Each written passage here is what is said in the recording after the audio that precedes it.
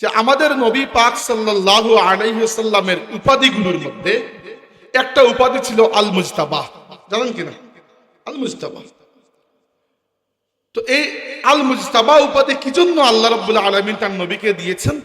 এজন্য হাদিসে এসেছে আল্লাহ তাবারাকা ওয়া তাআলা রূহ জগতের মধ্যে তামাম রূহের দিকে নজর দিয়েছেন এবং সবচেয়ে পাক রূহকে তার হাবিব সাল্লাল্লাহু আলাইহি ওয়াসাল্লামের রূহ মুবারক হিসাবে আল্লাহ নিজে পছন্দ করে বাছাই করেছেন। এজন্য আমাদের নবীর নাম মুজতাবা, কারণ আমাদের নবীকে আল্লাহ বাছাই করেছেন, নির্বাচন করেছেন, সবার ইজতিমা করেছেন, সিলেক্ট করেছেন, নির্বাচন করেছেন। এবার সম্মানিত হাজিরিন, দেখেন দুনিয়াতে আমরা প্রথম উম্মত নই। আমাদের আগে শত নয়, হাজার নয়, হয়তো লাখো উম্মত, লাখো জাতি, লাখো ধরনের মানুষ দুনিয়া থেকে চলে গেছে।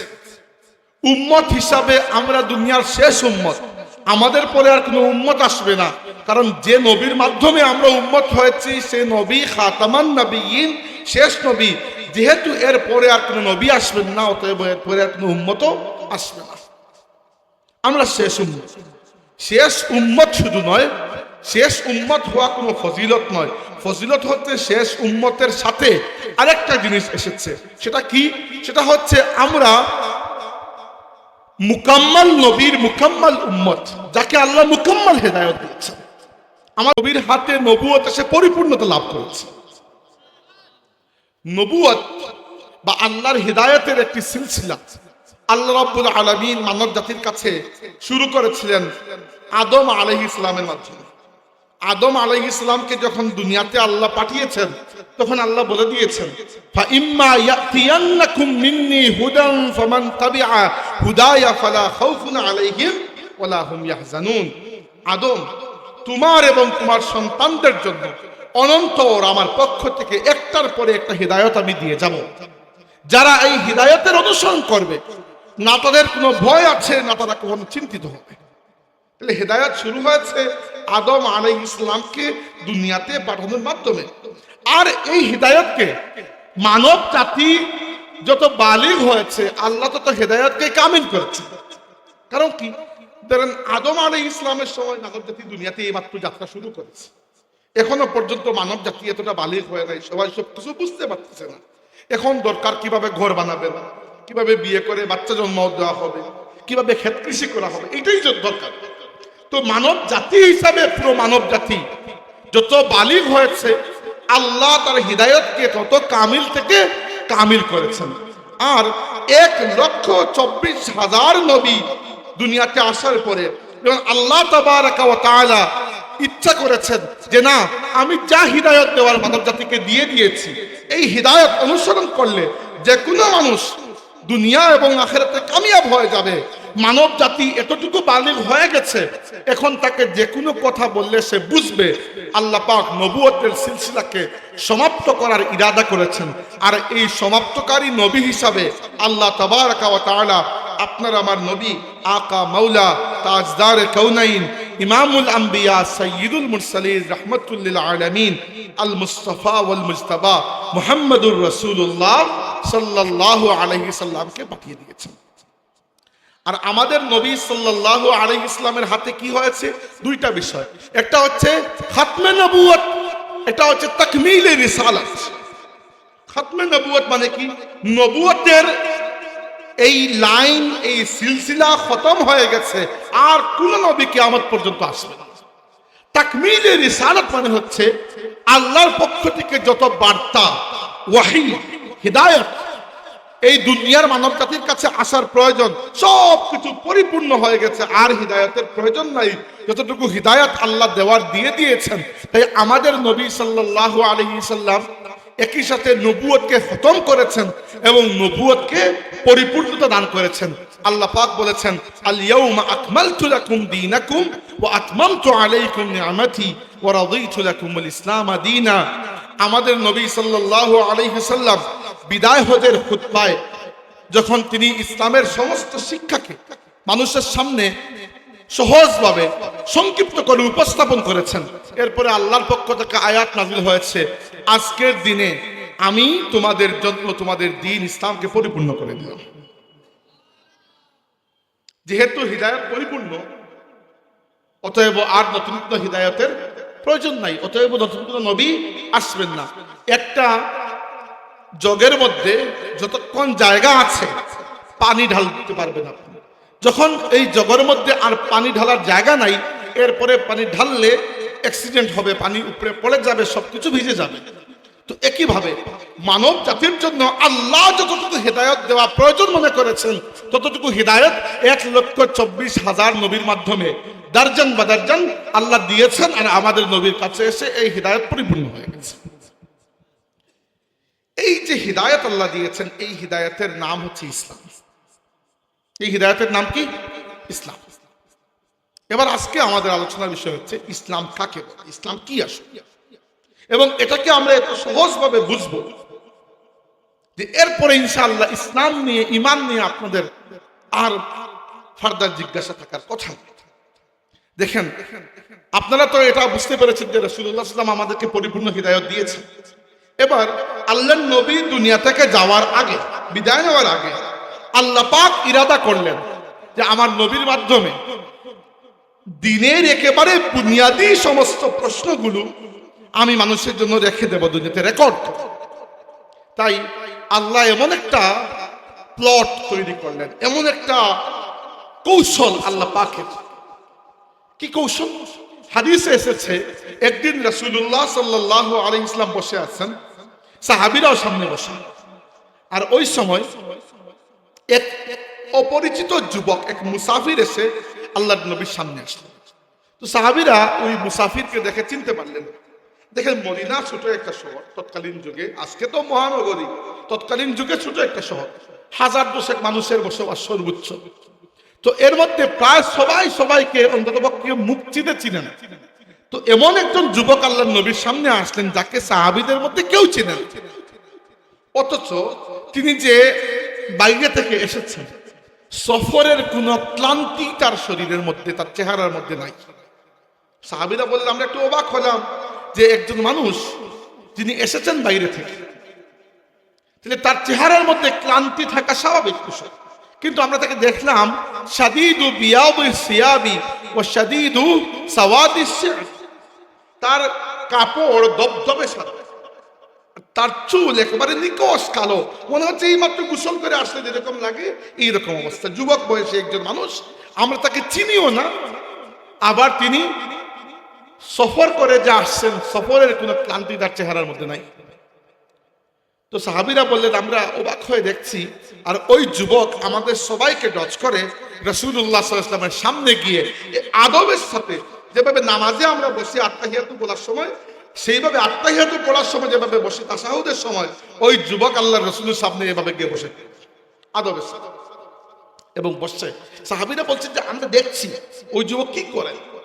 ওই যুবক একেবারে মুখামুখি বসে রাসূল সাল্লাল্লাহু আলাইহি ওয়াসাল্লামকে প্রশ্ন করলেন, ইয়া মুহাম্মদ সাল্লাল্লাহু আলাইহি ওয়াসাল্লাম, আখবিরনি আনিল ইসলাম। হে মুহাম্মদ সাল্লাল্লাহু আলাইহি ওয়াসাল্লাম, আমাকে জানিয়ে দিন ইসলাম কাকে বলে। আমি কি বলেছি আপনাদেরকে যে আজকে আমরা জানবো ইসলাম কি। তো ওই যুবক আল্লাহর নবীকে কি প্রশ্ন করলেন, ইসলাম কি, ইসলাম কাকে বলে, আমাকে ইসলাম সম্পর্কে জানান। রাসূল সাল্লাল্লাহু আলাইহি ওয়াসাল্লাম জবাব দিলেন যে ইসলাম হচ্ছে, আল ইসলামু আন তাশহাদা আল্লা ইলাহা ইল্লাল্লাহ ওয়া আন্না মুহাম্মাদার রাসূলুল্লাহ ওয়া ইকামাস সালাহ ওয়া ইতাইজ যাকাত ওয়াল হজ ওয়া সাওম রমাদান। ইসলাম হচ্ছে 5টা জিনিসের সমষ্টি। কয়টা? 5টা। প্রথমটা হচ্ছে এই সাক্ষী দেওয়া যে আল্লাহ ছাড়া আর কোনো মাবুদ নাই এবং মুহাম্মদ সাল্লাল্লাহু আলাইহি ওয়াসাল্লাম আল্লাহর রাসূল। 2 নম্বর হচ্ছে নামাজ কায়েম করা। 3 নম্বর হচ্ছে যাকাত আদায় করা। 4 নম্বর হচ্ছে হজ করা। আর 5 নম্বর হচ্ছে রমজান মাসে রোজা রাখা। এগুলোর নাম কি আপনাদের পরিচিত মনে হচ্ছে? কারণ আমরা জানি যে ইসলামের মূল বুনিয়াদ হচ্ছে 5টি।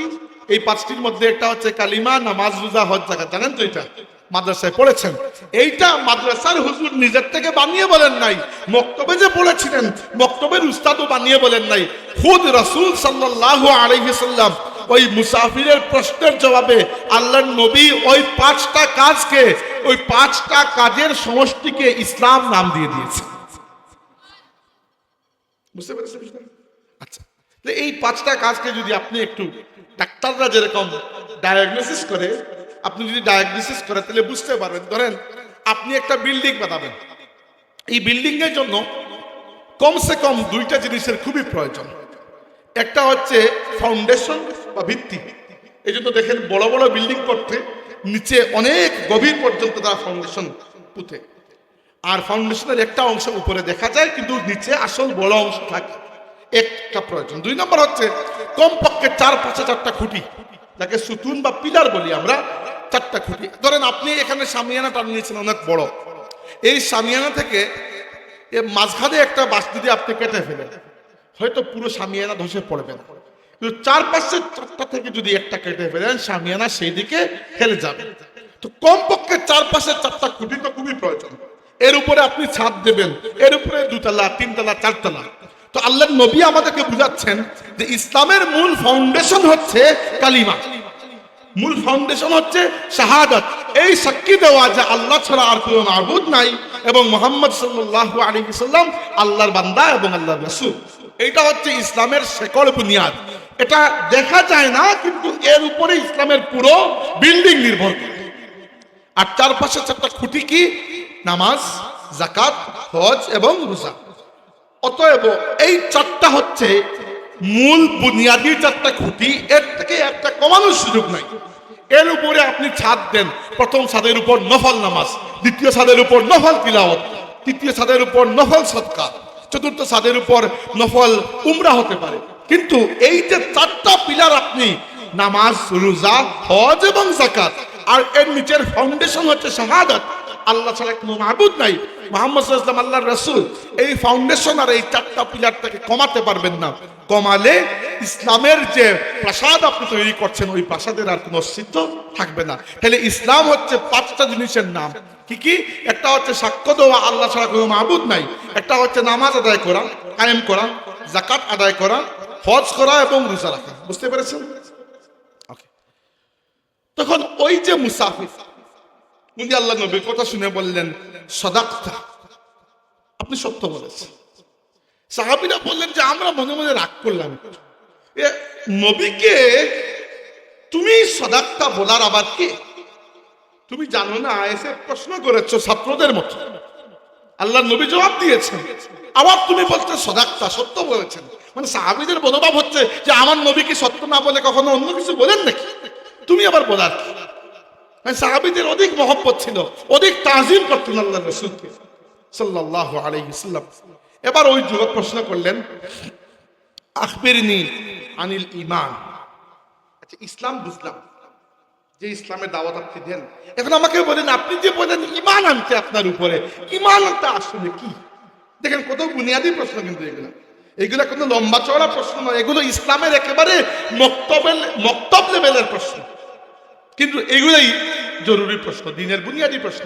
তো ওই যুবক প্রশ্ন করলেন, আখবিরনি আনিল ঈমান, আমাকে বলুন ঈমান কাকে বলে? রাসূল সাল্লাল্লাহু আলাইহি ওয়াসাল্লাম বললেন, আল ঈমানু আন তুমিনা বিল্লাহি ওয়া মালাইকাতিহি ওয়া কুতুবিহি ওয়া রুসুলিহি ওয়াল ইয়াউমিল আখিরি ওয়া তুমিনা বিল কদরি। ঈমান হচ্ছে 6টা বিষয়কে বিশ্বাস করার নাম। কয়টা? 6টা। প্রথমটা হচ্ছে আন তুমিনা বিল্লাহি, আল্লাহর প্রতি বিশ্বাস, ওয়া মালাইকাতিহি, ফেরেশতাদের প্রতি বিশ্বাস, ওয়া কুতুবিহি, যত আসমানি কিতাব আল্লাহ পাঠিয়েছেন সবগুলোর প্রতি বিশ্বাস, ওয়া রুসুলিহি, যত নবী রাসূল আল্লাহ পাঠিয়েছেন সব নবী রাসূলের প্রতি বিশ্বাস, ওয়াল ইয়াউমিল আখির, এবং আখিরাতের প্রতি বিশ্বাস, ওয়াল কদরি, এবং তাকদীরের উপর বিশ্বাস। এই 6টার নাম হচ্ছে ঈমান। অর্থাৎ ঈমান বলতে কেউ যদি এই 6টা জিনিসে বিশ্বাস করে, প্রাথমিকভাবে মৌলিকভাবে সে ঈমানদার বলে গণ্য হয়ে যাবে। আচ্ছা, এই বিষয়টা একটু ব্যাখ্যা করতে চাই আসলে, কারণ ঈমানের বিষয়টা হচ্ছে সবচেয়ে জরুরি। ঈমান মানুষের সবচেয়ে বড় সম্পদ, তাই না? সবচেয়ে বড় সম্পদ ঈমান, এমন সম্পদ যেটি হাসিল করার জন্য আল্লাহর নবী রাসূল, যেটা মানুষকে শেখানোর জন্য আল্লাহর নবী রাসূল সারা জীবন কষ্ট করে গেছে। এবং ইমান এমন অমূল্য রতন যেটা আপনি রাস্তায় হাঁটার সময় কুড়িয়ে পাবেন। তাই ইমান সম্পর্কে জানা, প্রত্যেকটা মুহূর্তে ইমানের হেফাজত করা সবচেয়ে জরুরি বিষয়। এবং দুনিয়াতে যখন কোনো ফিতনা আসে, এই ফিতনা মানুষের আমল থেকে বেশি ইমানকে নষ্ট করে, ইমানকে নষ্ট করে। তাই ইমানের ব্যাপারে খুব হেফাজত করা জরুরি। এমনকি রাসূলুল্লাহ সাল্লাল্লাহু আলাইহি ওয়াসাল্লাম বলেছেন, জাদ্দিদু ঈমানাকুম, তোমরা প্রতিনিয়ত তোমাদের ঈমানকে নবায়ন করো, নতুন করে রং দাও। সাহাবীরা জিজ্ঞাসা করেছেন, কাইফা নুজাদ্দিদু ঈমানানা ইয়া রাসূলুল্লাহ, ইয়া রাসূলুল্লাহ কিভাবে ঈমানকে নবায়ন করব? রাসূল সাল্লাল্লাহু আলাইহি ওয়াসাল্লাম জবাব দিয়েছেন, বিকাসরাতি যিকরি লা ইলাহা ইল্লাল্লাহ, অধিক হারে লা ইলাহা ইল্লাল্লাহ জিকির করার মাধ্যমে তোমাদের ঈমানকে তোমরা সংস্কার করো, নবায়ন করো। তার মানে ঈমান একবার কবুল করলেই যে কিয়ামত পর্যন্ত এটা জায়গায় ফিটিং থাকবে এরকম না, শয়তান ওয়াসওয়াসা দিয়ে দিয়ে ঈমানকে দুর্বল করতে পারে। তাইলে প্রকৃত ঈমানদার বলে সেই ব্যক্তিকেই আমরা নিশ্চয়তা দিতে পারি যে ঈমানের উপর মৃত্যুবরণ করেছে। এর আগ পর্যন্ত কোন সময় কোন ফিতনা আসে আর মানুষ ঈমান হারা হয়ে যায় বলা তো যায় না। এমনকি দুর্ভাগ্যের বিষয়ে চিন্তা করুন, এক ব্যক্তি ছিলেন, নাম উবাইদুল্লাহ ইবনে জাহাশ। উবাইদুল্লাহ ইবনে জাহাশ তিনি রাসূলুল্লাহ সাল্লাল্লাহু আলাইহি ওয়াসাল্লামের হাত মুবারকের মধ্যে হাত রেখে ইসলাম কবুল করেছেন, নবীর সাহাবী হয়েছেন। এমনকি শুধু সাহাবী নয়, তিনি আবিসিনিয়ায় হিজরত করেছেন, আফ্রিকায় হিজরত করেছেন। মানে মুমিন মুসলমান, সাহাবী এবং মুহাজির তিনটা কোয়ালিটির অধিকারী। কিন্তু মৃত্যুর আগে তিনি ইসলাম ত্যাগ করে আবার কাফির হয়ে গেছেন। দুর্ভাগ্য কাকে বলে? এবার কিচ্ছু করার নেই, কারণ সাহাবী হওয়ার জন্য শর্ত হচ্ছে খালি ঈমান আনলেই হবে না, ঈমানের সাথে নবীকে দেখলেই হবে না, এই ঈমান নিয়ে মৃত্যুবরণ করতে হবে। অতএব তিনি আর সাহাবী রইলেন না, কাফির হয়ে গেলেন। আরেক ব্যক্তি রাসূল সাল্লাল্লাহু আলাইহি ওয়াসাল্লামের হাতে হাত থেকে ইসলাম কবুল করেছেন, নাম ছিল তুলাইহা। এবার ওই ব্যক্তি সাহাবী হয়েছেন, কিন্তু রাসূল সাল্লাল্লাহু আলাইহি ওয়াসাল্লাম দুনিয়া থেকে বিদায় নেওয়ার পরে তুলাইহা নামক ব্যক্তি নিজেকে নবী দাবি করে বসেছে। কেউ যদি নিজে থাকলো কাফির হয়, দেখেন সাহাবী থেকে ডিরেক্ট কাফির। আচ্ছা, এরপরে ওই ব্যক্তির আবার হুঁশ ফিরেছে, মানে দিমাগ ফিরেছে, তিনি আবার ইসলাম কবুল করেছেন। কিন্তু ইসলাম কবুল যখন করেছেন তখন আর আল্লাহর নবী দুনিয়াতে নাই, তখন সাহাবীরা দুনিয়াতে আছেন। উমর রাদিয়াল্লাহু আনহুর খেলাফতকালে তিনি ইসলাম কবুল করেছেন, ওই তুলাইহা নামক ব্যক্তি। এখন একটা কনফিউশন যে উনি কি সাহাবী নাকি সাহাবী নয়। এবার আলিমগণ বলেছেন যে উনাকে আমরা সাহাবী মানব না, এই জন্য কারণ সাহাবী হওয়ার শর্ত হচ্ছে আস-সাহাবাতু মান লাকিয়ান নবিয়্য সাল্লাল্লাহু আলাইহি ওয়াসাল্লাম মুমিনান বিহি ওয়া মাতা আলাল ঈমান। সাহাবী হচ্ছেন সেই ব্যক্তি যার মধ্যে তিনটা শর্ত পাওয়া যায়। প্রথমত, তিনি আল্লাহর নবীকে নিজের চোখে দেখেছেন। দুই নম্বর, যখন দেখেছেন তখন ঈমানের সাথে দেখেছেন। আর তিন নম্বর, ওই ঈমান নিয়ে তিনি মৃত্যুবরণ করেছেন। এবার তুলাইহা নামক ব্যক্তি আল্লাহর নবীকে দেখেছেন, ঈমানও এনেছেন, কিন্তু এই ঈমান তিনি রাখতে পারেন নাই, এই ঈমান তিনি ত্যাগ করে কাফির হয়ে গিয়েছিলেন। পরে যখন ঈমান এনেছেন, ওই ঈমান নিয়ে দুই নম্বর বার ঈমান নিয়ে তিনি আল্লাহর নবীকে আর দেখেন নাই। অর্থাৎ যে ঈমান নিয়ে তুলাইহা ইন্তেকাল করেছেন, সেই ঈমান নিয়ে তুলাইহা আল্লাহর নবীকে দেখেন নাই। তাই তুলাইহা আল্লাহর রাসূলকে দেখা সত্ত্বেও আমরা তাকে সাহাবী বলি না, আমরা তাকে তাবেঈ বলি।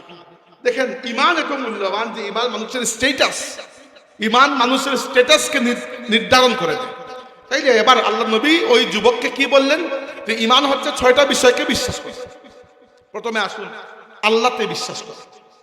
দেখেন আল্লাহকে বিশ্বাস করার ব্যাপারে আমাদের সহজ স্বীকৃতি হচ্ছে লা ইলাহা ইল্লাল্লাহ, কোনো মাবুদ নাই, কেবল আল্লাহ, আল্লাহ ছাড়া অন্য কোনো মাবুদ। এবার এখানে একটা জরুরি বিষয় হচ্ছে এই বিষয়টিকে গভীরভাবে বুঝা। লা ইলাহা, কোনো মাবুদ নেই।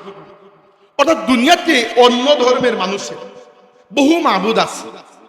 হিন্দু ধর্মের মাবুদ আছে না, তারা পূজা করে তো। খ্রিস্টানদের আছে, আগুনের পূজারীদের আছে, গ্রিক এবং রোমান সাম্রাজ্যের আলাদা আলাদা মাবুদ ছিল। তো আপনি কি বলছেন লা ইলাহা, আর কোনো মাবুদ নাই? বুঝেন, এখানে আপনি বাকি যত কিছু আছে যাকে আল্লাহর বিরুদ্ধে দাঁড় করানো হয়েছে সবগুলোকে আপনি অস্বীকার করছেন। প্রথমে অস্বীকার করা জরুরি। ইল্লাল্লাহ, কেবল আল্লাহ।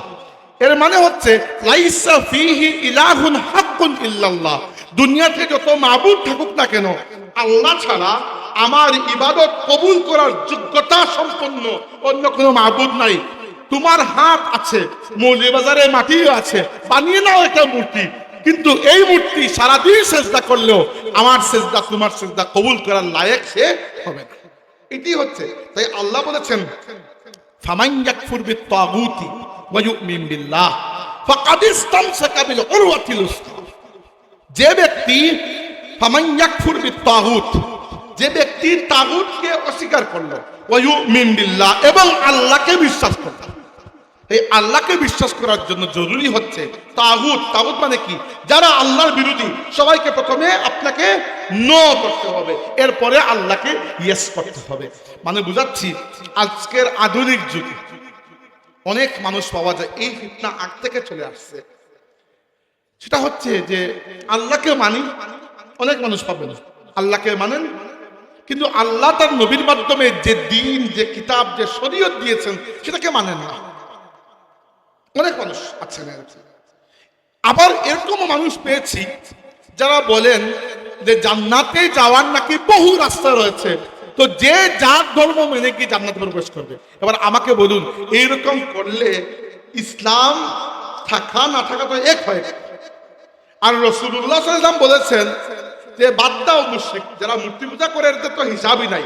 এমনকি ইহুদি খ্রিস্টান যারা আগের বিভিন্ন নবীর উম্মত, তারাও যদি আমার কথা শুনে আর আমার প্রতি ঈমান না আনে, তাহলে তারা কাফির অবস্থায় মারা যাবে। আপনি নিজেকে প্রশ্ন করুন, আপনি কি একজন খ্রিস্টানকে ঈমানদার মনে করেন আজকের যুগে? না। হ্যাঁ, খ্রিস্টানরা ঈসা আলাইহিস ইসলামের যুগে ঈমানদার ছিল অবশ্যই, ইহুদিরা মুসা আলাইহিস ইসলামের যুগে হয়তো ঈমানদার ছিল, কিন্তু আজকের যুগে অন্য সব নবীর নবুয়তকে আল্লাহ রাব্বুল আলামিন শেষ করেছেন, এবং নবুয়ত, রিসালাত এবং হিদায়াতের যাবতীয় সবকিছু মুহাম্মদুর রাসূলুল্লাহ সাল্লাল্লাহু আলাইহি ওয়াসাল্লামের শরীয়তের মধ্যে আল্লাহ রাব্বুল আলামিন রেখে দিয়েছেন। যে ব্যক্তি আজকের যুগে বলবে যে না, সব ধর্ম সঠিক, সব মত সঠিক, সব পথ সঠিক, সে তাগুতকে অস্বীকার করলো না। তাই আল্লাহকে মনে রাখবেন, আল্লাহকে স্বীকার করার আগে জরুরি হচ্ছে লা ইলাহা, কোনো মাবুদ নাই। এটা একটা প্র্যাকটিক্যাল উদাহরণ দেই। অনেক মানুষকে দেখি আমি আমাদের যুবকদের মধ্যে, যারা অন্য ধর্মের মানুষের পূজা গিয়ে শরীক হয়। যুবকদের মধ্যে আপনারা বিশেষ করে টাউন এলাকায় অনেক যুবক দেখবেন যারা অন্য ধর্মের পূজা গিয়ে শরীক হয়। এবার এরা জিজ্ঞেস করলে বলবে আমরা তো আর পূজা করতে যাচ্ছি না, দেখতে যাচ্ছি, আনন্দ করতে। আমি জানি পূজা করতে যাচ্ছেন না, কিন্তু আপনি কি জানেন যেখানে যাচ্ছেন যে উৎসবে, সেই উৎসবে আল্লাহ ছাড়া অন্য দেবদেবীর পূজা করা হচ্ছে। আর আদম সন্তান যখন আল্লাহর সাথে অন্য কাউকে শরীক করে, আল্লাহ বলেন যে আদম সন্তান আমি আল্লাহকে গালি দিয়ে দিই। তো যে মাহফিল বলতে যে অনুষ্ঠানে আপনার আল্লাহকে গালি দেওয়া হচ্ছে, আপনি এত বেগায়ত যে আপনি সেই অনুষ্ঠানে কি শরীক হবেন কখনো? কিন্তু আমরা দেখি অনেক মুসলমান যুবক গিয়ে হিন্দুদের মণ্ডপে শরীক হয়, খ্রিস্টানদের ক্রিসমাস উৎসবে শরীক হয়ে যান। এগুলো মুসলমানদের জন্য কোনোভাবেই জায়েজ নয়। উমর ইবনে খাত্তাব রাদিয়াল্লাহু আনহু বলেছেন, তোমরা অন্য কোন ধর্মের মানুষের উৎসব চলাকালীন তাদের মন্দির বা পেগোডায় বা গির্জায় যেও না, কারণ ওই সময় ওই জায়গায় আল্লাহর গজব নাযিল হয়। তো কেউ গেলে গজবের একটু অংশ নিজের কাছেও নিয়ে আসে। অতএব সম্মানিত হাজিরিন, এই ব্যাপারে খেয়াল রাখা দরকার। আমরা ইল্লাল্লাহ বলার আগে লা ইলাহা বলেছি। আমরা অন্য সমস্ত বাতিল উপাস্যকে অস্বীকার করেছি, এরপরে আমাদের দিল খালি হয়েছে, আর আল্লাহর রাসূল আল্লাহ পাকের মারিফতকে আমাদের দিলে ঢুকিয়ে দিয়েছেন। এক দিলের মধ্যে আল্লাহর মহব্বত, লাত মানাত উজ্জা হুবলের মহব্বত একসাথে থাকতে পারে না। এক দিনের মধ্যে আল্লাহর মহব্বত আর উদাহরণস্বরূপ ব্রহ্মা, বিষ্ণু, শিব, দুর্গা, রাম, কৃষ্ণ, এদের মহব্বত একসাথে থাকতে পারে না। এই জন্য ইমানের ব্যাপারে, খাস করে আল্লাহর প্রতি ইমান, রাসূলের প্রতি ইমান, এই দুইটা ব্যাপারে খুবই সতর্ক থাকবেন। এখানে কোনো শরীকানা চলবে না। আচ্ছা, দুই নম্বর, ফেরেশতাদের প্রতি ঈমান। ফেরেশতাদের প্রতি ঈমানের বিষয়টা এত কঠিন কিছু নয়। আমরা সবাই তো ফেরেশতায় বিশ্বাস করি, করেন কি না? বিশ্বাস করি। ফেরেশতার সংখ্যা কত জানি না। আল্লাহ বলেছেন ওয়ামা ইয়ালামু জুনুদা রাব্বিকা ইল্লা হু, হে নবী আপনার রবের সেনাবাহিনীর সংখ্যা কত তিনি ছাড়া আর কেউ জানে না। শুধু ছোট্ট একটা উদাহরণ দেই, দিলেই বুঝতে পারবে ফেরেশতার সংখ্যা কত। হাদিসে এসেছে রাসূল সাল্লাল্লাহু আলাইহি ওয়াসাল্লাম বলেছেন মা মিন সামাওয়াতিস সাবঈ মাওদিউ কদামিন ওয়ালা শিবরিন ওয়ালা যাররিন ওয়ালা কাফিন ইল্লা ওয়া ফীহি মালাকুন কাইমুন আও মালাকুন রাকিউন আও মালাকুন সাজিদুন ফাইযা কানু ইয়াউমুল কিয়ামাতি ক্বালু জামিআন। আল্লাহর রাসূল বলেছেন 1 থেকে নিয়ে 7 নম্বর আসমান পর্যন্ত প্রত্যেকটা আসমানে 1 হাত বা 1 পায়ের গ্যাপ যতটুকু, এতটুকু জায়গা পরে পরেই একজন ফেরেশতাকে আল্লাহ নির্ধারণ করেছেন, যিনি সৃষ্টির শুরুর দিন থেকে নিয়ে কিয়ামতের দিন পর্যন্ত এই জায়গায় হয় কিয়ামরত অবস্থায়, নইলে রুকুর অবস্থায়, নইলে সেজদার অবস্থায় কিয়ামত পর্যন্ত আল্লাহর ইবাদতে তিনি মশগুল থাকবেন। 7 আসমানের প্রত্যেকটা আসমানে। হাদিসে এসেছে আসমানের বড়ত্ব কতটুকু। আল্লাহ নবী সাল্লাল্লাহু আলাইহি ওয়াসাল্লাম বলেছেন দেখো দ্বিতীয় আসমানের তুলনায় প্রথম যে আসমান, যে আসমানটাকে আমরা চিনি, আকাশ যেটা আপনি তাকিয়ে দেখেন, এই যে আমরা জানি যে পৃথিবীর বাইরে হাজার নয়, লক্ষ নয়, মিলিয়ন নয়, বিলিয়ন নয়, প্রায় ট্রিলিয়ন গ্রহ নক্ষত্র তারকা রয়েছে, এই সব কিছুই হচ্ছে প্রথম আসমানের অধীনস্থ। দ্বিতীয় আসমান থেকে কি আছে আমরা জানি না। আর এক একটা আসমান অন্য একটা আসমান থেকে এতটুকু বড় যে রাসূল সাল্লাল্লাহু আলাইহি ওয়াসাল্লাম বলেছেন দ্বিতীয় আসমান এর তুলনায় প্রথম আসমানটা হচ্ছে একটা মরুভূমিতে যদি আপনি একটা হাতের আংটি ফেলে দেন, পুরো সাহারা মরুভূমির মধ্যে একটা আংটি যতটুকু ছোট, দ্বিতীয় আসমানের তুলনায় প্রথম আসমান এতটুকু ছোট। আর এই এক আসমানের নিচে আল্লাহ বিলিয়ন নয় ট্রিলিয়ন গ্রহ নক্ষত্র, গ্যালাক্সিস, তারপরে ব্ল্যাক হোলস, তারপর কি না কি সব কিছু তো আমরা জানিও তো না। এই হিসাবগুলো আমরা ভালো করে বুঝিও না যে একটা নক্ষত্র থেকে আরেকটা নক্ষত্র কয়েক আলোকবর্ষ দূরে, আলো যতটুকু সময় নিয়ে পার করে এই আলো পার করতে কয়েক লক্ষ বছর লেগে যায়। এইরকম দূরে দূরে একটি দিকে আরেকটি গ্যালাক্সি, এই সব কিছু প্রথম আসমানের নিচে, আর এর উপরে দ্বিতীয়, তৃতীয়, চতুর্থ, পঞ্চম, ষষ্ঠ, মানে সপ্তম আসমান থেকে ষষ্ঠ আসমান এতটুকু ছোট যতটুকু মরুভূমির মধ্যে একটা আংটি। ষষ্ঠের তুলনায় পঞ্চম এতটুকু ছোট যতটুকু মরুভূমির মধ্যে একটা আংটি। এভাবে একের থেকে বড় 2, 2-এর থেকে 3, 3-এর থেকে 4, 4-এর থেকে 5, 5-এর থেকে 6, 6-এর থেকে 7। 7 নম্বর আসমান আল্লাহর কুরসির তুলনায় এত ছোট যতটুকু হচ্ছে মরুভূমির মধ্যে একটা আংটি, আর আল্লাহর কুরসি আল্লাহর আরশের তুলনায় এতটুকু ছোট যতটুকু হচ্ছে মরুভূমির মধ্যে একটা আংটি। সুবহানাল্লাহ। আল্লাহ বলেছেন ওয়াসিআ কুরসিয়ুহুস সামাওয়াতি ওয়াল আরদ, আসমান জমিনে আল্লাহর কুরসি বিস্তৃত। এখানে কুরসি বলতে কোনো নির্দিষ্ট চেয়ারকে আল্লাহ রাব্বুল আলামিন হয়তো বুঝান নাই, উলামা কেরাম বলেছেন যে হয়তো এখানে আল্লাহ তাবারাকা ওয়া তাআলা তার বড়ত্ব, আল্লাহর রাজত্ব, আল্লাহর পাওয়ার বুঝিয়েছেন যে আসমান জমিন যা কিছু আছে সব কিছু আল্লাহ তাবারাকা ওয়া তাআলার রাজত্বের অধীন। অথবা কেউ যদি এরকমও মনে করে যে আল্লাহ রাব্বুল আলামিনের একটা সৃষ্টি হচ্ছে কুরসি, অবশ্যই একটা সৃষ্টি হচ্ছে কুরসি আমরা জানি, এবং এই একটা কুরসির হিসাব করলে 7 আসমান সম্মিলিত হবে যত বড়, আল্লাহর কুরসি এর থেকে বহুগুণ। এবার প্রত্যেকটা আসমানে 1 হাতের জায়গায় গ্যাপ পরে পরে একজন ফেরেশতা কিয়ামত পর্যন্ত আল্লাহর ইবাদত করবেন। এবার চিন্তা করুন ফেরেশতা সংখ্যা। আর যে মানুষটা তার সাথে ফেরেশতাদেরকে সঙ্গে রাখে, সেই মানুষের সাথে কোনো খারাপ জিন, শয়তান, জাদুটুনা, বদ নজর কোনো কিছু ইনশাল্লাহ আসর করে না। তাই সব সময় চাইবেন ফেরেশতাকে আপনার সঙ্গী বানাতে। আর ফেরেশতাকে সঙ্গী বানানো যায় কয়েকটা উপায়। যেমন ধরেন প্রথমে আসলে আপনার নিজের সাথে ফেরেশতাকে কিভাবে রাখবেন। নিজের সাথে ফেরেশতাকে রাখার উপায় হচ্ছে সব সময় পাক অবস্থায় থাকবেন। অজু করে থাকলে তো ভালো, আলহামদুলিল্লাহ। আর অজু যদি সবসময় নাও থাকে, অন্তত পক্ষে প্রস্রাব পায়খানার পরে যেন সুন্দর করে পাক হয়, যেন প্রস্রাবের সিটা যেন লাগানো না থাকে। আর দ্বিতীয়ত হচ্ছে সব সময় সকাল সন্ধ্যা কিছু তাসবিহ রয়েছে, ওইগুলো পড়বেন। বিশেষ করে ওই যে যাকে আপনারা ফাতিমি তাসবিহ বলেন, 33 বার সুবহানাল্লাহ, 33 বার আলহামদুলিল্লাহ, 34 বার আল্লাহু আকবার, জানেন তো এইগুলা পড়বেন। এইটার ব্যাপারে আল্লাহ নবী বলেছেন সকাল সন্ধ্যা পড়তে, একটা রিওয়ায়াতে পাওয়া যায়। আর একটা রিওয়ায়াতে পাওয়া যায় রাতে ঘুমানোর আগে আল্লাহ রাসূল সাল্লাল্লাহু আলাইহি ওয়াসাল্লাম বলেছেন যে এই তাসবিহটা পড়তে। এছাড়া সহজ নিয়ম হচ্ছে, রাসূল সাল্লাল্লাহু আলাইহি ওয়াসাল্লাম বলেছেন যে আমার উম্মত একটা কাজের বিনিময়ে খুব সহজে জান্নাতে প্রবেশ করবে। কাজটা হচ্ছে প্রত্যেক ফরজ নামাজ পড়ে, প্রত্যেক ফরজ নামাজ পড়ে এভাবে আমার দিকে দেখেন, হাতে গুনে গুনে 10 বার সুবহানাল্লাহ, 10 বার আলহামদুলিল্লাহ, 10 বার আল্লাহু আকবার। এইটা আমি মানুষকে প্রায় মাহফিলে শেখাই। এই জন্য এর থেকে সহজ আমল আর নাই। আর থেকে আর কি সহজ হবে আমাকে বলুন? এবার হাতে গুনে গুনে সুবহানাল্লাহ সুবহানাল্লাহ সুবহানাল্লাহ সুবহানাল্লাহ এরকম, এরপরে আলহামদুলিল্লাহ, এরপরে আল্লাহু আকবার। হাতে গুনার কথা আমি কেন বলছি? রাসূলুল্লাহ সাল্লাল্লাহু আলাইহি ওয়াসাল্লামকে সাহাবীরা বলেছেন যে আমরা আল্লাহর নবীকে হাতে গুনে তাসবিহ পাঠ করতে দেখেছি। আর এইটা যদি কেউ করে তার মৃত্যুর পরে জান্নাত আর তার নিজের মধ্যখানে মৃত্যু ছাড়া আর কোনো পর্দা নাই, ওইদিকে মারা যাবে, ওইদিকে জান্নাতে ঢুকে যাবে যদি ইমানদার হয়ে থাকে। তাহলে এর থেকে সহজ আমল তো দুনিয়াতে আর নাই। এই জন্য এই তাসবিহগুলো পাঠ করবেন, ফেরেশতা সব সময় আপনার সঙ্গী হবেন।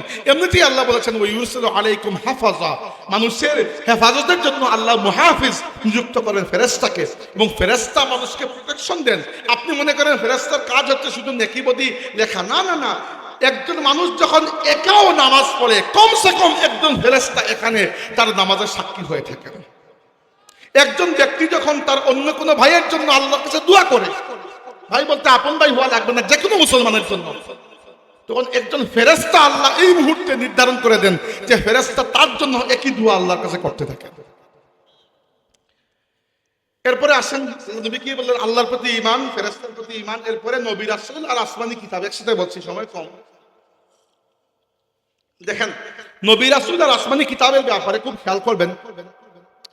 আমরা ইজমালান সমস্ত নবীদের প্রতি ঈমান আনি, ইজমালান সমস্ত কিতাবের প্রতি ঈমান আনি, অর্থাৎ মোটমাট একটা ঈমান। আর নির্দিষ্ট করে আমরা সেই নবীকে অনুসরণ করি যে নবীকে আল্লাহ আমাদের জন্য দিয়েছে। আর নির্দিষ্ট করে আমরা সেই কিতাবকে অনুসরণ করি যে কিতাবকে আল্লাহ আমাদেরকে দিয়েছে। তার মানে কি? তার মানে হচ্ছে আমরা বিশ্বাস করি যেভাবে মুহাম্মদ সাল্লাল্লাহু আলাইহি ওয়াসাল্লাম আল্লাহর নবী, সেভাবে ইব্রাহিম খলিলুল্লাহ আল্লাহর নবী, সেভাবে মুসা আলাইহিস সালামও আল্লাহর নবী, সেভাবে ঈসা রূহুল্লাহ আল্লাহর নবী। করি তো আমরা বিশ্বাস? ওকে, যেভাবে আমরা বিশ্বাস করি কুরআন আল্লাহর কিতাব, সেভাবে বিশ্বাস করি তাওরাত আল্লাহর কিতাব, জাবুর ও ইনজিল এবং অন্যান্য সহিফাও আল্লাহর সহিফা, আল্লাহর পক্ষ থেকে প্রেরিত। কিন্তু আজকের দিনে এসে আপনি তাওরাতের রেফারেন্স দিয়ে কোনো কাজ করতে পারবেন না। যে নামাজ 3 ওয়াক্ত কেন পড়তেছেন, 5 ওয়াক্ত কেন নয়? যে আপনি বলতে পারেন যে মুসা আলাইহিস সালামের শরীয়তে নামাজ তো 3 ওয়াক্ত। এখন মুসা আলাইহিস সালামের শরীয়তের নাম দিয়ে কোনো লাভ হবে না। উদাহরণ দিলাম আমি একটা, যে অনেকেই বলেন এই কথা। আমি একবার ওই গত আওয়ামী লীগ সরকারের আমলে একবার একটা ভাস্কর্য নির্মাণ করা নিয়ে অনেক বাংলাদেশে হই হুল্লোড় হয়েছিল, মনে আছে আপনাদের? তখন আমি অনলাইনে অনেক লেখালেখি করেছিলাম। তো আমাকে একজন কয়েকজন বলেছিলেন, যুক্তি দিয়েছিলেন যে ভাস্কর্য মানুষের ভাস্কর্য, এমনিতে আপনি যদি মানে জানদার প্রাণী নয় এমন কিছু ভাস্কর্য নির্মাণ করেন, ধরুন একটা গেট তৈরি করলেন বা সুন্দর একটা ফুল, এটা কোনো সমস্যা নয়, সুন্দর। কিন্তু কোনো প্রাণীর ভাস্কর্য নির্মাণ আপনি করতে পারবেন না, ইসলামে নিষিদ্ধ। হ্যাঁ, ইবাদত করার উদ্দেশ্যেও করতে পারবেন না, এমনিতেও পারবেন না। তো আমি বলেছিলাম, তো উনি আমাকে যুক্তি দিয়েছিলেন যে সুলাইমান আলাইহিস সালামের জন্য জিনরা ভাস্কর্য নির্মাণ করত। সুলাইমান আলাইহিস সালামের জন্য জিন জাতি কুরআন শরীফে এসেছে। আমি বললাম দেখেন, প্রথমত ওই ভাস্কর্যগুলো কোনো প্রাণীর ভাস্কর্য ছিল কিনা তাও তো আমরা জানি না। বাই চান্স যদি হয়ে থাকে, আপনি কি সুলাইমান আলাইহিস সালামের উম্মত নয়? আপনি তো সুলাইমান আলাইহিস সালামের উম্মত নয়। এরকম হলে নবী ইয়াকুব আলাইহিস সালাম একসাথে 2 বোনকে বিয়ে করেছেন, লেহিয়া এবং রাহেল। ইয়াকুব আলাইহিস সালাম একসাথে 2 আপন বোনকে বিয়ে করেছেন। এই শরীয়তে, মুহাম্মাদি শরীয়তে একসাথে 2 বোনকে বিয়ে করা যায় না। তো আপনি সুলাইমান আলাইহিস সালামের কথা বলে লাভ আছে? ইউসুফ আলাইহিস সালামকে তার ভাইয়েরা সিজদা করেছেন। আমাদের শরীয়তে আল্লাহ ছাড়া কাউকে সিজদা করা যায় আছে? নাই, কারণ তাজিমে যে সিজদা ওইটাকে রাসূলুল্লাহ বন্ধ করে দিয়েছেন। অতএব বুঝাচ্ছি এই জন্য মাঝে মধ্যে মানুষেরা হঠাৎ করে সুলাইমান আলাইহিস সালামের প্রতি মহব্বত জেগে যায় যে সুলাইমানের শরীয়তে তো এটা ছিল। আচ্ছা, সুলাইমান থেকে আপনি আর কিছু শিখেন নাই, খালি ভাস্কর্যই শিখছেন। মানুষের মাঝে মধ্যে বিয়ের সময় ফাতিমি মোহরের কথা মনে হয়, আর কোন জায়গায় তিনি সাহাবী হচ্ছেন না, খালি ওই বউকে মোহর কম দেওয়ার ক্ষেত্রে তিনি সাহাবী হয়েছেন। আমি একবার একদিনকে বলেছিলাম যে আর কোন জায়গায় আপনি আবু যর গিফারি হতে পেরেছেন? খালি যখন মাহার আদায় করতে হবে তখন আপনি ফাতিমি মাহারের কথা বলতেছেন। আর ফাতিমি মাহার বলতে আসল ফাতিমি মাহার নয়, আমরা আমাদের জেহেনের মধ্যে যে নকল ফাতিমি একটা মাহার বানিয়ে নিয়েছি যে কম কম কম। এখন ফাতিমি মাহার বলে আমরা আসলে নিজের জেহেনটা এমন ভাবে বানিয়ে নিয়েছি যে এমন কিছু দেওয়া হবে যার কোনো তেমন মূল্যই নাই। কিন্তু মাহারের জন্য বাজার মূল্য হওয়া, এমন জিনিস দিতে পারবে না যেটা মূল্যহীন। আপনি বলতে পারবেন না যে দুনিয়ার সব প্রেম আমি তোমাকে দিয়ে দিলাম, এগুলো ফালতু কথা, আন্দাজ, এগুলোর কোনো বাজার মূল্য নাই। যেগুলোর বাজার মূল্য আছে, মাহার একজন মহিলার হক, তাই না? তো এবার একজনকে জিজ্ঞেস করেছিলাম যে বিয়ের সময় খালি মাহার কমাচ্ছেন, যে সাহাবীদের মাহার কম ছিল, আর কোন জায়গায় আপনি সাহাবী হতে পেরেছেন? আর কোন জায়গায় পারেন নাই, ওই এক জায়গায় আপনার মনে হয়েছে যে এখানে সাহাবী হয়ে যাবে অন্যের হক যখন আসছে। আচ্ছা, যেটা বলছিলাম যে কখনো মনে রাখবেন, একবার উমর ইবনে খাত্তাব রাদিয়াল্লাহু আনহু রাসূলুল্লাহ সাল্লাল্লাহু আলাইহি ওয়াসাল্লামের কাছে এসে তাওরাতের একটা অংশ তিনি খুব মনোযোগ দিয়ে পাঠ করছিলেন। তাওরাত পাঠ করা কোনো গুনাহ নয়, আপনি পাঠ করতে পারেন, কোনো সমস্যা না। হ্যাঁ, এটা কোনো সওয়াবের আশায় আমরা পাঠ এজন্য করি না, কারণ এখানে অনেক বিকৃতি ইহুদিরা ঢুকিয়ে দিয়েছে, নিজের কথাবার্তা, সব তো আর আল্লাহর কথা নয়, তারা যুগে যুগে এটাকে তাহরিফ বা পরিবর্তন করেছে। কিন্তু শিক্ষা লাভ করার জন্য পড়তে পারেন। আমি হিন্দুদের ধর্মগ্রন্থ থেকে কিছু পড়েছি, সব এমুর থেকে অমুর পড়া তো সম্ভব হয় নাই, কিছু না কিছু পড়েছি। ইউনিভার্সিটিতে আমার একটা সাবজেক্ট ছিল যে বিভিন্ন ধর্ম নিয়ে, তো ওখানে পড়েছি খ্রিস্টানদেরও। আমি বাইবেলের একটা সংক্ষিপ্ত ভার্সন কিনেছিলাম ঢাকা থেকে, তাদের খ্রিস্টান মিশন থেকে, ওটা পড়েছি। তো ঠিক আছে, পড়েছি। কিন্তু উমর রাদিয়াল্লাহু আনহু যখন পড়ছিলেন, দেখেন আমরা পড়লে এক কথা, সাহাবীদের জন্য আল্লাহর নবী সাল্লাল্লাহু আলাইহি ওয়াসাল্লামের মহব্বতটা একটু বেশি। রাসূল সাল্লাল্লাহু আলাইহি ওয়াসাল্লাম একটু মনে কষ্ট পেলেন যে এত আগ্রহ নিয়ে তুমি তাওরাত কিতাব কি জন্য পড়ছো? এরকম আগ্রহ নিয়ে তুমি আল্লাহর কিতাব কুরআন পড়বে, তুমি এত আগ্রহ নিয়ে যে তাওরাত পড়ছো। আল্লাহর রাসূল সাল্লাল্লাহু আলাইহি ওয়াসাল্লাম একটু কষ্ট পেলেন মনের মধ্যে। তখন উমর রাদিয়াল্লাহু আনহু আল্লাহর রাসূলকে খুশি করে ফেললেন, এবং খুশি হওয়ার পরে রাসূল সাল্লাল্লাহু আলাইহি ওয়াসাল্লাম বলেছিলেন, উমর শুনে রাখো, লাউ কানা মুসা হাইয়া, আজকের যুগে তাওরাত নয়, সেই তাওরাত নয় যে তাওরাতের মধ্যে বিকৃত করা হয়েছে, খুদ তাওরাতের নবী মুসা আলাইহিস সালামও যদি জিন্দা থাকতেন আজকের যুগে, জিন্দা বলতে নবীরা তো কবরে জীবিত, কিন্তু যদি মুসা আলাইহিস সালাম ইহজগতে থাকতেন, তবুও আমার অনুসরণ করা ছাড়া তার জন্য অন্য কোনো পথ ছিল না। আনতুম হাজ্জি মিনাল উমাম ওয়া আনা হাজ্জুকুম মিনান নাবিয়্যিন, সমস্ত উম্মতের মধ্য থেকে তোমাদেরকে উম্মত হিসাবে পাওয়া আমার জন্য যথেষ্ট, আর সমস্ত নবীদের মধ্য থেকে আমি মুহাম্মদুর রাসূলুল্লাহকে নবী পাওয়া তোমাদের জন্য যথেষ্ট। তার মানে আমরা বুঝলাম যে আজকের যুগে আমরা অনুসরণ করব রাসূলুল্লাহ সাল্লাল্লাহু আলাইহি ওয়াসাল্লাম। আল্লাহ বলেছেন, কুল ইন কুনতুম তুহিব্বুনাল্লাহ ফাত্তাবিউনি ইউহিব্বুকুমুল্লাহ, হে রাসূল আপনি বলে দিন, যদি তোমরা আল্লাহকে ভালোবাসো তাহলে আমার অনুসরণ করো। তোমরা যদি আমার অনুসরণ করো তাহলে খুদ আল্লাহ নিজে তোমাদেরকে তার মহব্বতের মধ্যে নিয়ে নেবেন। তাহলে ইমানের কয়েকটা বিষয় আমরা জানলাম, সময় চলে যাচ্ছে। একটা হচ্ছে আল্লাহর প্রতি বিশ্বাস, ফেরেশতাদের প্রতি বিশ্বাস, নবী রাসূলের প্রতি বিশ্বাস, আসমানী কিতাবের প্রতি বিশ্বাস। এরপরে আখিরাত। আমার কাছে ব্যক্তিগত কথা বলছি, আমার কাছে আখিরাতের প্রতি ঈমান এমন একটা জরুরি বিষয় যেটা মানুষকে দুনিয়াতে ভালো মানুষ বানিয়ে রাখে। যদি আখিরাতের ভয় না থাকতো তাহলে ভালো মানুষ খুব কমই পাওয়া যেত। দেখেন, আপনি এবার চিন্তা করে দেখেন, অনেক সময় শুধুমাত্র আল্লাহ দয়ালু, আল্লাহ দয়ালু, আল্লাহ দয়ালু এই চিন্তা করলে অনেকে নামাজই পড়বে না, মনে করেন মাফ করে দেবেন আল্লাহ। কিন্তু এটা যদি জানে যে আল্লাহ যেরকম দয়ালু সেরকম কঠোর, আল্লাহ যেরকম, আল্লাহর জান্নাত যেরকম পারফেক্ট, আল্লাহর জাহান্নামও তো পারফেক্ট, তাই না? আল্লাহর আগুনটাও তো পারফেক্ট। তো এই যে আখিরাতের ভয়, এই যে কবরের ভয়, অনেক সময় মানুষকে একেবারে সিধা হতে রাখে। এই জন্য উসমান রাদিয়াল্লাহু আনহু কবরের পাশে গেলে বড় কাঁদতেন। এক ব্যক্তি জিজ্ঞেস করলো, আমিরুল মুমিনিন আপনি আমাদেরকে জান্নাত এবং জাহান্নামের কথা ওয়াজ করেন। এই তো কাঁদতে কখনো দেখি না। কবরের পাশে আসলে আপনার কান্না থামিই না, কি কারণ? তিনি বললেন, বাবা, তোমার নবী আমার নবী সাল্লাল্লাহু আলাইহি ওয়াসাল্লাম বলেছেন যে কবর হচ্ছে আখিরাতের সবচেয়ে প্রথম সিঁড়ি, সবচেয়ে প্রথম ধাপ। এই ধাপ যার সহজ হয়ে গেল, তার পরবর্তী প্রত্যেকটি ধাপ সহজ হবে। আর এই ধাপ যার কঠিন হয়ে গেল, তার প্রত্যেকটি ধাপ কঠিন হবে। বলি আউযুবিল্লাহ। আমরা দোয়া করি আল্লাহ যেন কবরের ধাপটা আমাদের জন্য সহজ করে দেন, আমিন। এই জন্য মাঝে মধ্যে আমি বলি, ইচ্ছা করেই বলি, কিতাবি কথা নয়, এমনিতেই বলি যে কিয়ামত হচ্ছে আসলে দুইটা। এই জন্য বলি যে একটা হচ্ছে কিয়ামতের দিন, যেদিন সবার কিয়ামত হবে, আর একটা হচ্ছে যিনি যেদিন মারা যাবেন তার কিয়ামত তখন থেকে শুরু হয়। কারণ কিয়ামতের প্রথম ধাপ কোনটা? কবর। রাসূলুল্লাহ সাল্লাল্লাহু আলাইহি ওয়াসাল্লাম নিজে বলেছেন যে যখন আদম সন্তান মারা যায়, মাতা ইবনে আদম কামাত আলাইহি কিয়ামত, তার কিয়ামত সেই দিন থেকেই শুরু। কারণ কবরে যাওয়ার পরে আপনি আখিরাতের জার্নি শুরু করে দিলেন, এবং ওই জার্নিটা অনেক লম্বা, অনেক কঠিন। আর ওখানে শুধুমাত্র আপনার ঈমান আর আমল কাজে লাগবে, অন্য কিছুই কাজে লাগবে না। এবং আমাদেরকে দুনিয়াতে অনেক পরীক্ষা দিতে হবে, তাই না? সবচেয়ে বড় দুইটা পরীক্ষা দেওয়া লাগবে। একটা হচ্ছে কবরে 3 প্রশ্নের একটা পরীক্ষা, আর হাসরের ময়দানে 5 প্রশ্নের একটা পরীক্ষা। এই প্রশ্নগুলোর জবাব দুনিয়া থেকে রেডি করে যাওয়া উচিত, উচিত কিনা? কবরে 3টা প্রশ্ন, মান রব্বুকা ওয়া মা দীনুকা আর ওয়া মাযা তাকুলু হাযার রাজুল আল্লাযী বুইসা ফীকুম। মানে প্রথমটা হচ্ছে তোমার রব কে, পরেরটা হচ্ছে তোমার দিন কি, পরেরটা হচ্ছে রাসূলুল্লাহ সাল্লাল্লাহু আলাইহি ওয়াসাল্লামের ব্যাপারে তোমার ধারণা কিরকম।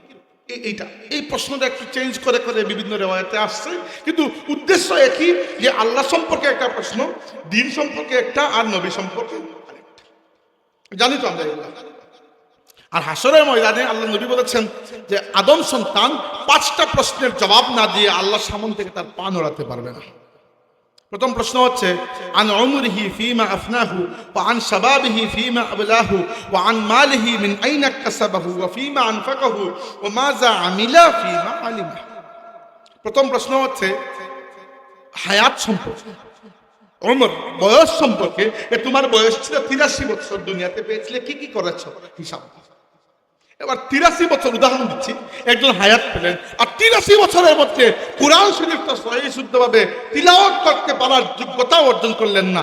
আল্লাহর কাছে কোনো অজুহাত কাজে লাগবে? আমাকে বলুন একবার, আপনি বলুন, আপনি বিচার করে কি করতেন? 83 বছরের হায়াত তোমাকে দিয়েছি, তুমি বিএ এমএ করে পিএইচডি করে ফেলেছো, এমবিএ করে তোমার চাকরির জন্য প্রমোশনের পরে প্রমোশন, পরীক্ষার পরে পরীক্ষা, আর এতটুকু সময় হয় নাই যে আমি একটা কিতাব, হাজার হাজার কিতাব নয়, একটা কিতাব আমার কালাম তোমাকে দিয়েছিলাম, আর তুমি ওই কালামটা পড়তে পারা, বুঝতে পারা তো বহু পরের বিষয়, পড়তে পারার মতো যোগ্যতা অর্জন করো নাই। এই মানুষকে কি কখনো আল্লাহ ক্ষমা করবেন? আপনার কি মনে হয়? তাই যাদের কোরআন শরীফটা শুদ্ধ নয়, বাই চান্স মনে হয়ে গেল, এই জন্য বলছি, দারুল কিরাত আমাদের সামনে এত বড় খেদমত হযরত ফজলুল সাহেবুল্লাহ রাহমাতুল্লাহ আলাইহির রাখা আছে। যাদের কিরাত শুদ্ধ নয়, কিরাত শুদ্ধ করুন। আল কোরআনু শাহিদুল লাকা আও আলাইকা। কোরআন কিয়ামতের ময়দানে আপনার পক্ষে সাক্ষী দিবে আল্লাহর কাছে, নয়তো আপনার বিপক্ষে দিবে। কিন্তু হয় পক্ষে নইলে বিপক্ষে। আর এটা আপনার উপর ডিপেন্ড করে, আপনি কোরআনকে পক্ষে নিচ্ছেন নাকি বিপক্ষে নিচ্ছেন। আচ্ছা, একটু কথা বলতে, হাসরের ময়দানে প্রথম প্রশ্ন কি হবে? যে বয়স সম্পর্কে, যে তোমার হায়াত এত বছরের কি করেছো। 2 নম্বর প্রশ্ন আন শাবাবিহি ফীমা আবলাহু। যৌবন সম্পর্কে, যৌবনের শক্তি কি কোন কাজে লাগিয়েছো। This is very important. কারণ মানুষ ধারণা করে যে এখন তো বয়স মাত্র 23 বছর, এখন থেকে নামাজের দরকার কি, বয়স হোক 63 তখন থেকে শুরু করবো, এরকম ধারণা আসলে মানুষের। কিছু করতে বলে জি চিন্তা করেছি, রিটায়ার করার পরে উমরা করবার, উমরা করে এসে শুরু করে দেবে নামাজ। রিটায়ারের আগে হয়তো আজরাইল এসে তাকে দুনিয়া থেকে রিটায়ার করে ফেলেছে, কে জানে, বুঝা তো যায়। তো এইভাবে এইরকম নিজেকে ধোঁকা দেওয়ার তো কোনো মানে নাই, এগুলো তো নিজেকে ধোঁকা দেওয়া, তাই না? যেদিন আপনি যা শুনেছেন শুরু করে দেবেন, বাস। আচ্ছা, এরপর 3 নম্বর প্রশ্ন আল্লাহ করবেন ওয়ান মালিহি মিন আইনা কাসাবাহু। সম্পদ সম্পর্কে, কিভাবে সম্পদ অর্জন করেছো। হালাল উপায় থেকে নাকি হালাল হারাম বাছো নাই, যা পাইছো খালি গিলছো। এতিমের সম্পদ খেয়েছিলে, সুদ খেয়েছিলে, ঘুষ খেয়েছিলে, মানুষের সম্পদ অন্যায়ভাবে ঘাস করে খেয়েছিলে, আল্লাহ হিসাব দেবে। 3 নম্বর, তিনটা হলো। 4 নম্বর প্রশ্ন হচ্ছে ও ফিমা আনফাকাহু, সম্পদ ব্যয় করেছে কোন কোন খাতে হিসাব। খালি সম্পদ অর্জন করা হবে না, ব্যয় করেছে কোন কোন খাতে হিসাব দাও। আর 5 নম্বর প্রশ্ন হচ্ছে ওয়া মাজা আমিলা ফিমা আলিমা, তুমি যা ইলম অর্জন করেছিলে সে অনুযায়ী আমল কতটুকু করতে পেরেছো। ওই সম্পর্কে ইলমের সার্টিফিকেট আল্লাহ দেখবেন না যে তুমি কয়টা ডিগ্রি নিয়ে আসছো, কতটুকু আমল করেছো। তাহলে ওই 3টা আর 5টা মোট 8টা প্রশ্নের পরীক্ষা হবে কিয়ামতের ময়দানে এবং এর আগে কবরে। আল্লাহ যেন এই পরীক্ষাগুলোতে আমাদেরকে ঈমানের সাথে সাবিত থাকার তৌফিক দান, আমরা বলি আমিন। আচ্ছা, আল্লাহ নবী কি বললেন তাইলে? ঈমান আল্লাহর প্রতি, ফেরেশতার প্রতি, নবী রাসূলের প্রতি, আসমানি কিতাবের প্রতি, আখিরাতের প্রতি। আর 6 নম্বরটা হচ্ছে তাকদীরের প্রতি। তাকদীর সম্পর্কে অনেকের মামলা ক্লিয়ার নয়। অনেকে মনে করেন তাকদীর আল্লাহ সবকিছু লিখে দিয়েছে, তাহলে আমার আর কাজ করার দরকার, তাই না? এরকম অনেকে মনে করেন।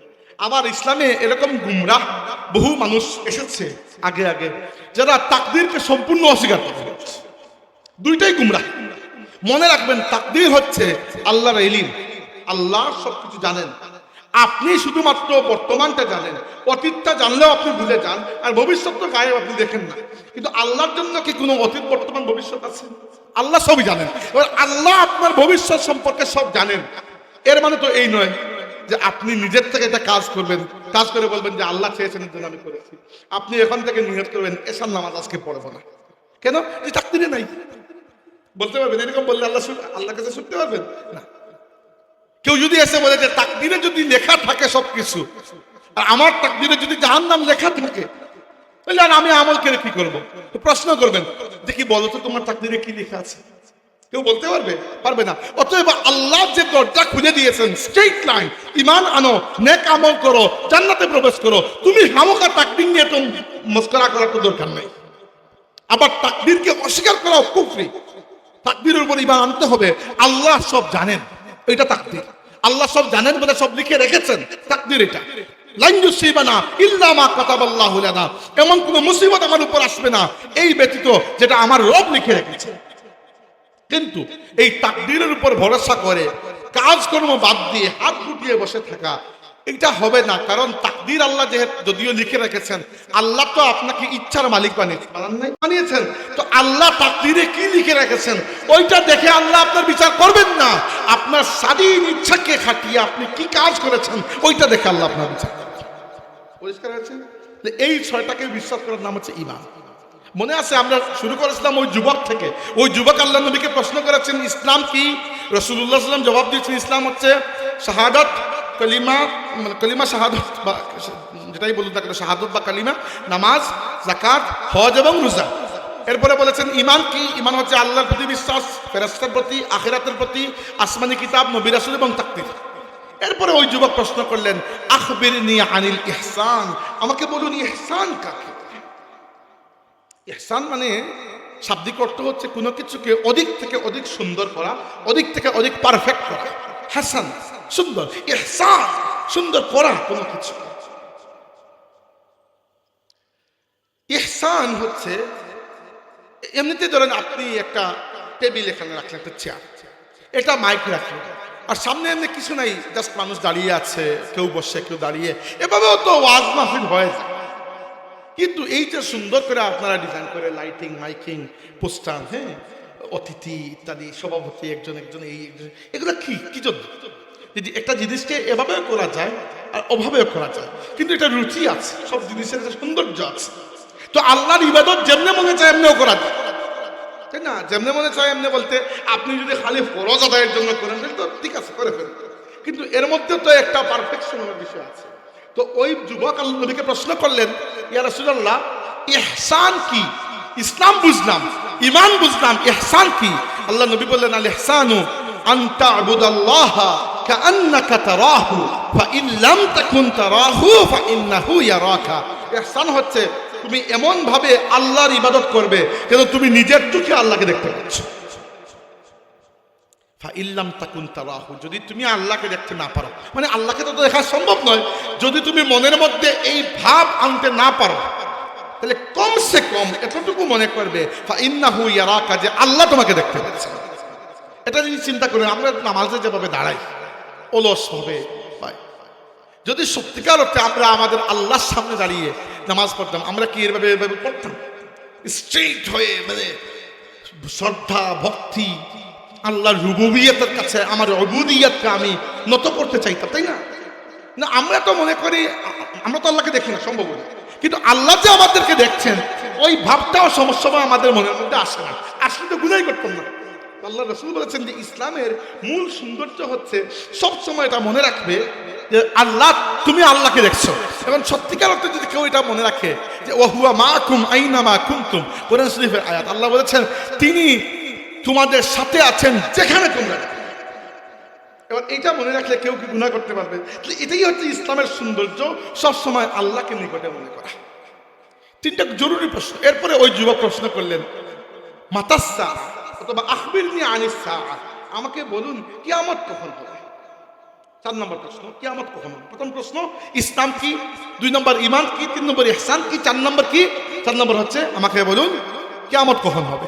রাসূলুল্লাহ সাল্লাল্লাহু আলাইহি ওয়াসাল্লাম জবাব দিলেন মাল মাসউলু আনহা বিআলামা মিনাস সাইল। বড় একটা চমৎকার উত্তর। এবং আল্লাহর রাসূল কথা বলতে পারতেন এমন সুন্দর করে। তিনি নিজে বলেছেন যে,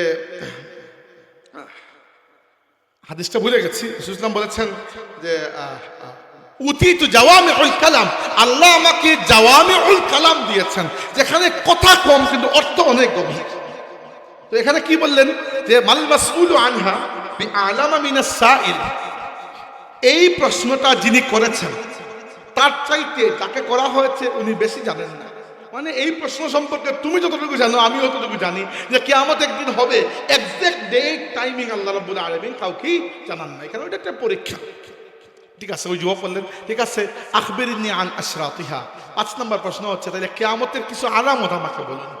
তো কিয়ামতের তো অনেকগুলো আলামত আছে, বড় আলামত হচ্ছে 10টি। এখন বলতে গেলে সময় লাগবে, আগামী বছর বলবো ইনশাআল্লাহ যদি আসে। আর ছোট আলামত প্রায় 100 খানেকের উপরে।